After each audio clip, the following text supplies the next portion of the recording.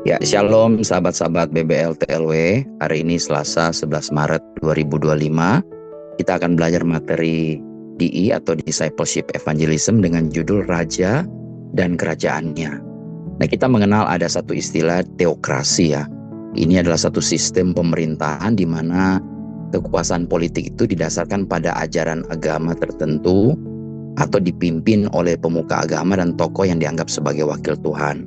Nah, dalam sistem pemerintahan teokrasi, hukum-hukum yang berlaku biasanya bersumber dari kitab suci atau ajaran agama yang dianut oleh negara tersebut. Nah, bangsa Israel sebenarnya adalah bangsa yang menganut sistem ini. Mereka dipimpin langsung oleh Tuhan, dan Tuhan menetapkan seorang hakim atau nabi yang menjadi juru bicaranya di dunia ini. Akan tetapi bangsa Israel tidak puas dengan hal ini dan kemudian meminta Tuhan untuk memberikan seorang raja kepada mereka. Mengapa? Karena mereka ingin memiliki pemimpin seperti bangsa-bangsa lain di sekitar mereka, dan juga karena mereka kecewa dengan pemimpin yang ada waktu itu. Nah, permintaan ini tercatat di dalam 1 Samuel 8 ayat 4-5. Di situ berkata, "Sebab itu berkumpullah semua tua-tua Israel, mereka datang kepada Samuel di Rama dan berkata kepadanya, 'Engkau sudah tua, dan anak-anakmu tidak hidup seperti engkau. Maka sekarang angkatlah seorang raja atas kami untuk memerintah kami seperti pada segala bangsa-bangsa lain.'" Jadi kekosongan kepemimpinan akan terjadi ketika Samuel meninggal. Dan para tua-tua ini sudah gak sabar, mereka berusaha untuk menghindarinya meskipun ini mungkin masih terlalu dini ya. Tapi mereka minta ada satu persiapan.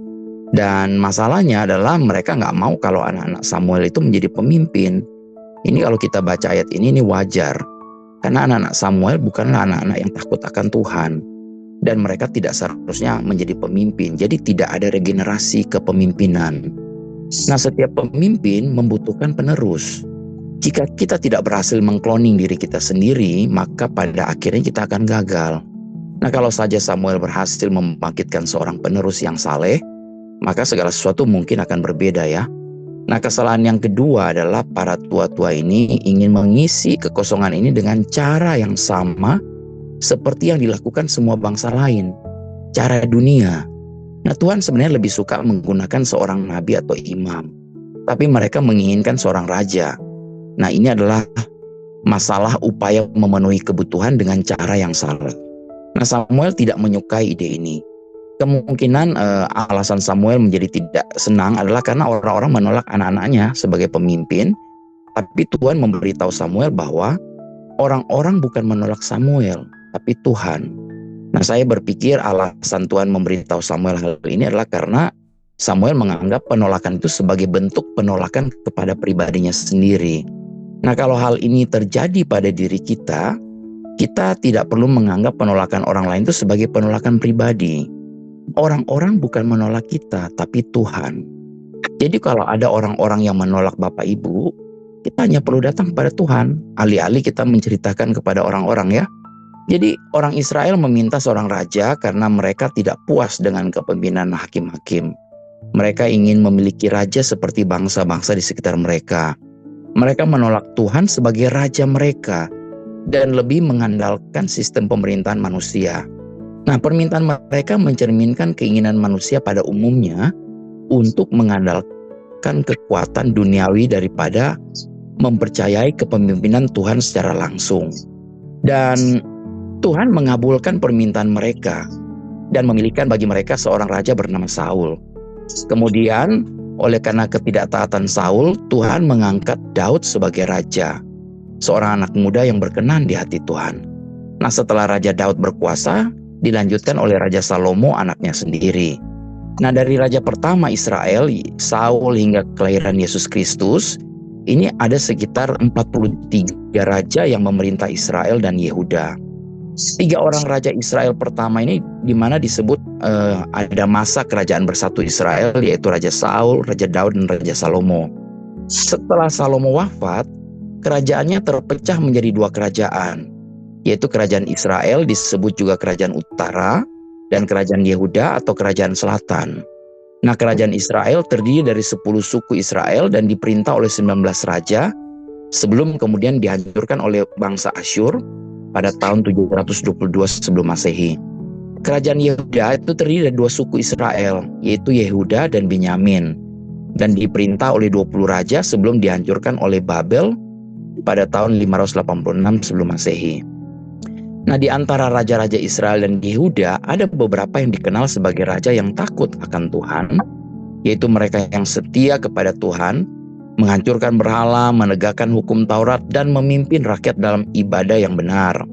Raja Daud adalah seorang yang takut akan Tuhan, rendah hati, bertobat saat berdosa, dan menulis banyak mazmur. Raja Salomo di awal pemerintahannya meminta hikmat kepada Tuhan dan membangun bait Allah. Namun di akhir hidupnya menyimpang karena istri-istrinya membawa dia menyembah berhala.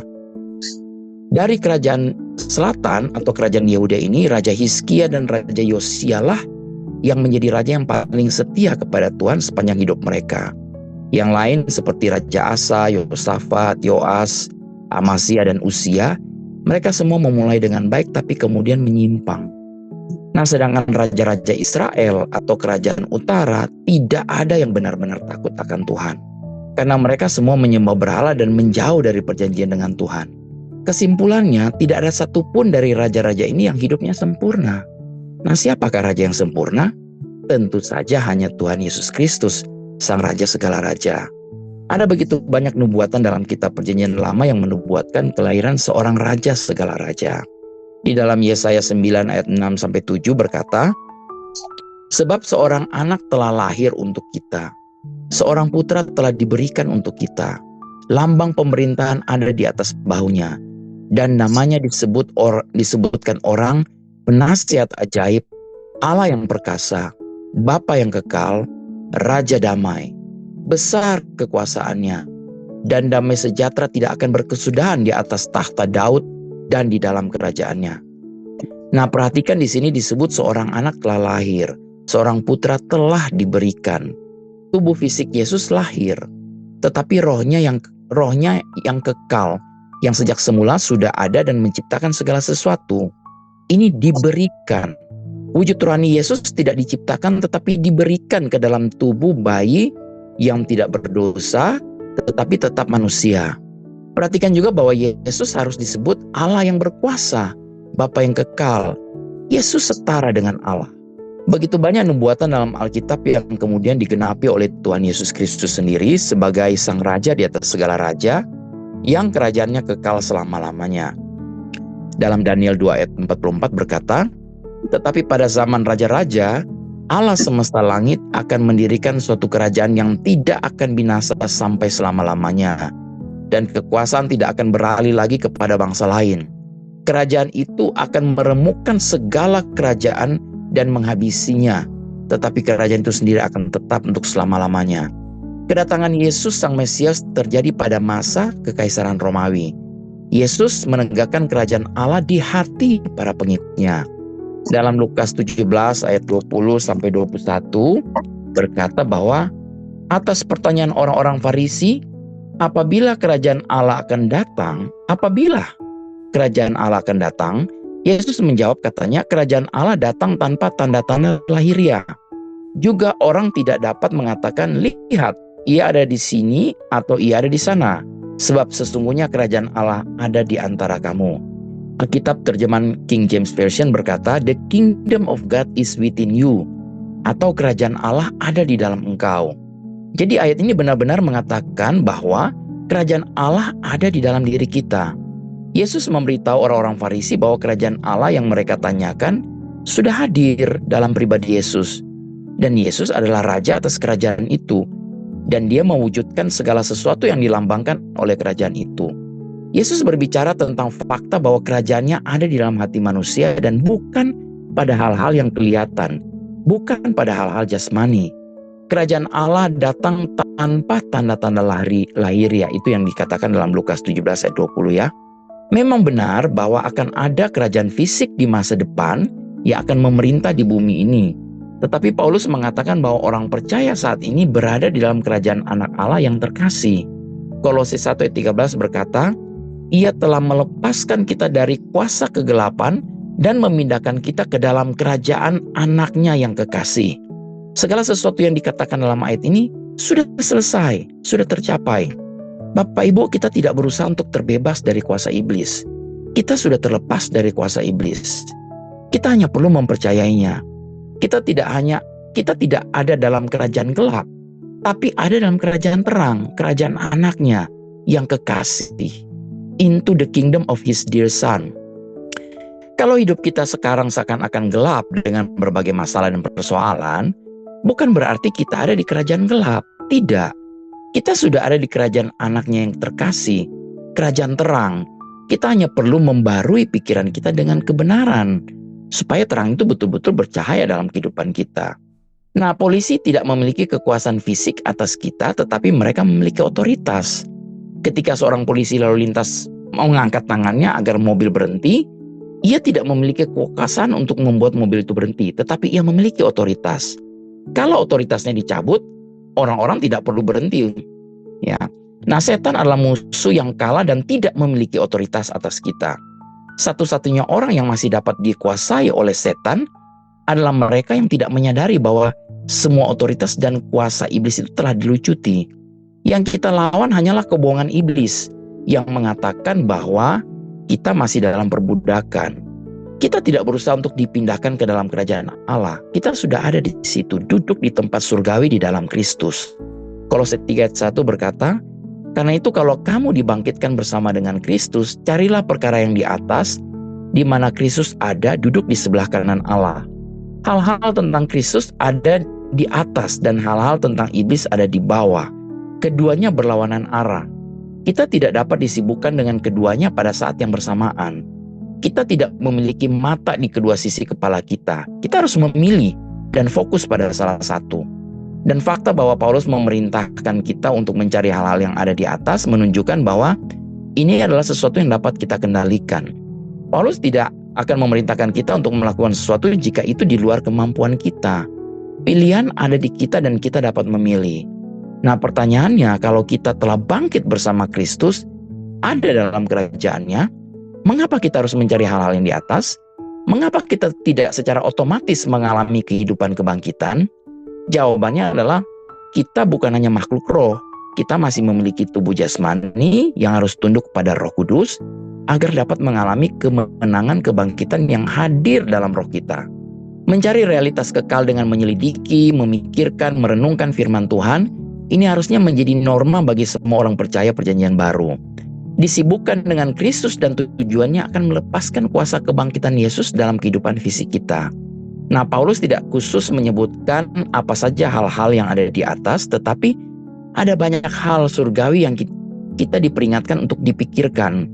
Yesus memerintahkan para murid-muridnya untuk memikirkan mansion atau istana mereka di dalam rumah Bapa sebagai penawar dari keputusasaan.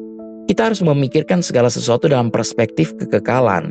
Kita harus merenungkan firman Tuhan siang dan malam. Nah, tentu saja bagian dari hal-hal surgawi yang harus kita pikirkan adalah posisi kita di dalam Kristus dan semua yang termasuk di dalamnya. Filipi 4:8 berkata, "Jadi akhirnya saudara-saudara, semua yang benar, semua yang mulia, semua yang adil, semua yang suci." Ya, shalom sahabat-sahabat BBL TLW. Hari ini Selasa 11 Maret 2025. Kita akan belajar materi DI atau Discipleship Evangelism dengan judul Raja dan Kerajaannya. Nah, kita mengenal ada satu istilah teokrasi ya. Ini adalah satu sistem pemerintahan di mana kekuasaan politik itu didasarkan pada ajaran agama tertentu atau dipimpin oleh pemuka agama dan tokoh yang dianggap sebagai wakil Tuhan. Nah, dalam sistem pemerintahan teokrasi, hukum-hukum yang berlaku biasanya bersumber dari kitab suci atau ajaran agama yang dianut oleh negara tersebut. Nah, bangsa Israel sebenarnya adalah bangsa yang menganut sistem ini. Mereka dipimpin langsung oleh Tuhan, dan Tuhan menetapkan seorang hakim atau nabi yang menjadi juru bicaranya di dunia ini. Akan tetapi bangsa Israel tidak puas dengan hal ini dan kemudian meminta Tuhan untuk memberikan seorang raja kepada mereka. Mengapa? Karena mereka ingin memiliki pemimpin seperti bangsa-bangsa lain di sekitar mereka, dan juga karena mereka kecewa dengan pemimpin yang ada waktu itu. Nah, permintaan ini tercatat di dalam 1 Samuel 8 ayat 4-5. Di situ berkata, Sebab itu berkumpullah semua tua-tua Israel. Mereka datang kepada Samuel di Rama dan berkata kepadanya, "Engkau sudah tua dan anak-anakmu tidak hidup seperti engkau. Maka sekarang angkatlah seorang raja atas kami untuk memerintah kami seperti pada segala bangsa-bangsa lain." Jadi kekosongan kepemimpinan akan terjadi ketika Samuel meninggal. Dan para tua-tua ini sudah nggak sabar, mereka berusaha untuk menghindarinya. Meskipun ini mungkin masih terlalu dini ya, tapi mereka minta ada satu persiapan. Dan masalahnya adalah mereka nggak mau kalau anak-anak Samuel